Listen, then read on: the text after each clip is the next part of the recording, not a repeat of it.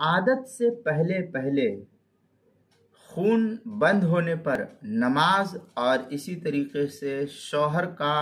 औरत से जिमा करने का क्या हुक्म फुक़हा ने नकल किया है।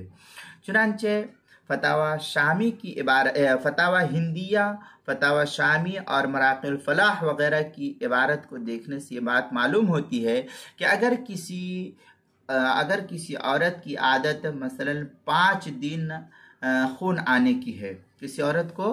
5 दिन खून आता है और ये उसको पक्का है कि कई महीने से उसके 5 ही दिन आए हैं, तो 5 दिन खून आते हैं और 4 दिन खून आकर बिल्कुल बंद हो गया है। उसकी आदत 5 दिन की है, लेकिन उसको 3 दिन या 4 दिन, 3.5 दिन या 4.5 दिन आकर के उसको खून बंद हो गया है, तो उस पर गुस्ल करके उसी वक्त से एहतियातन नमाज पढ़ना लाजिम है। मसलन 3.5 दिन हैज आया, अब वो बंद हो गया, 4.5 दिन आया, अब वो बंद हो गया, तो फुक़हा लिखते हैं कि एहतियात इसी में है कि उसी वक्त से, जिस वक्त से खून बंद हुआ है, गुस्ल कर ले और गुस्ल करने के बाद फिर जो है वो औरत उसी वक्त से नमाज को एहतियाती तौर पर पढ़ना शुरू कर दे।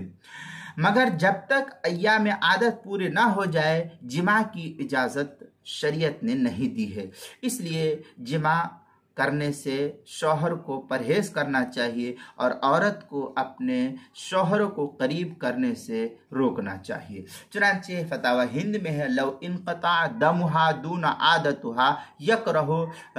इस तरीके की इबारत जो है फतावा हिंदिया की पहली जिल्द सफ़ा 39, जो दुर्र मुख्तार जो बैरूत का छपा हुआ नुस्खा उसकी पहली जिल्द सफ़ा 425, और जो ज़करिया बुगलीपुर देवबंद का हिंदी नुस्खा है उसकी पहली जिल्द सफ़ा 489 और 490 पर भी है। मराक़िल फ़लाह सफ़ा 79 पर इसको नकल किया। किताबुल मसाइल उसकी पहली जिल्द सफ़ा 218 पर भी इसको नकल किया गया है।